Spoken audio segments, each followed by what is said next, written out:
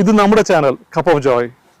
എന്നും sprouting, budding and blooming ആർട്ടിസ്റ്റിനെ എന്നും പ്രോത്സാഹിപ്പിക്കാൻ, നമ്മൾ സപ്പോർട്ട് ചെയ്യാനും അവർ ഇൻസ്പയർ ചെയ്യാനും ശ്രമിച്ചുകൊണ്ട് നമ്മൾ നടത്തുന്ന ഒരു യൂട്യൂബ് ചാനലാണ്, നമ്മുടെ ചാനലാണത്.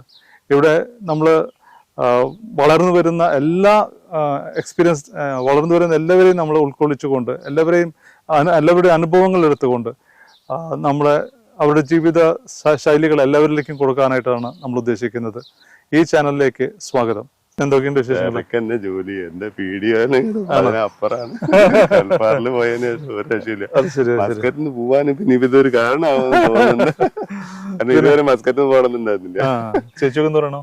ചേച്ചി പറഞ്ഞു ഇന്നിപ്പോ രാവിലെ ഞാൻ പറഞ്ഞു നമുക്ക് മസ്കറ്റ് വിടാറുള്ള ടൈം ആയി, കാരണം ഇവിടെ ഒരു സ്വസ്ഥതയില്ല. അവിടെ പോയി കഴിഞ്ഞാൽ വേറെ അവിടെ ഒന്നുമില്ല. ഞാൻ പറഞ്ഞു അവിടെ ചെന്ന് നമ്മൾ അവിടത്തെ ഒരു ലോകം ഉണ്ടാവും. അങ്ങനെയല്ലേ? ഇവിടുത്തെ ലോകമൊക്കെ എങ്ങനെയുണ്ട് രാജേട്ടൻ? പുസ്തകങ്ങളും ഓഫീസിൽ പോകുന്ന ആ പ്രശ്നങ്ങൾ മാത്രമേ ഉള്ളൂ. സമയമില്ലല്ലോ, സമയം കിട്ടുന്നില്ല. സാമൂഹ്യ പ്രവർത്തനങ്ങൾ നന്നായി പോകുന്നുണ്ട്. ഇപ്പൊ ഒരുപാട് സംഗതിയുടെ നേതൃസ്ഥാനത്തൊക്കെ എത്താൻ പറ്റിയിട്ടുണ്ട്. അപ്പൊ കുഴപ്പമില്ല. വേൾഡ് മലയാളി ഫെഡറേഷന്റെ ഗ്ലോബൽ മലയാളം ഫോറം കോർഡിനേറ്റർ ആയിട്ട് ഇപ്രാവശ്യം ഒരുപാട് ആളുകളായിട്ട് പരിചയപ്പെടാം, ഒരുപാട് ആളുകളെ എന്നെ കൊണ്ട് ചെയ്യാൻ പറ്റുന്ന സഹായങ്ങൾ ചെയ്യാം. അത് ശരി.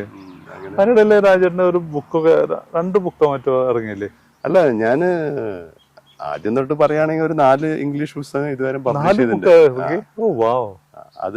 അത് 2 ബുക്ക് പബ്ലിഷ് ചെയ്ത് താരേ ജമീൻ പേ എന്ന് പറയുന്ന ഡൽഹി ഒരു പബ്ലിഷിംഗ് ഹൗസ് ആണ്. അപ്പൊ അവര് അതിനുശേഷം അവർക്ക് ഒരു നല്ല മൈലേജ് ഒക്കെ കിട്ടി എന്നോട് എല്ലാ മാസവും ഒരു ആർട്ടിക്കിൾ അല്ലെങ്കിൽ ഒരു കഥ എഴുതണം എന്ന് പറഞ്ഞിരുന്നു. അപ്പൊ ഞാൻ അവരുടെ ബുക്കില്, അവരുടെ മാഗസീനിൽ നല്ല ഒരു കവറേജ് ഉള്ള മാഗസീനാണ്, ഓൾ ഓവർ ഇന്ത്യ ഒരു സർക്കുലർ. അപ്പൊ അതില് ഞാൻ ഒരു കഥ എഴുതുന്നുണ്ട്. മന്ത്ലി ആണോ?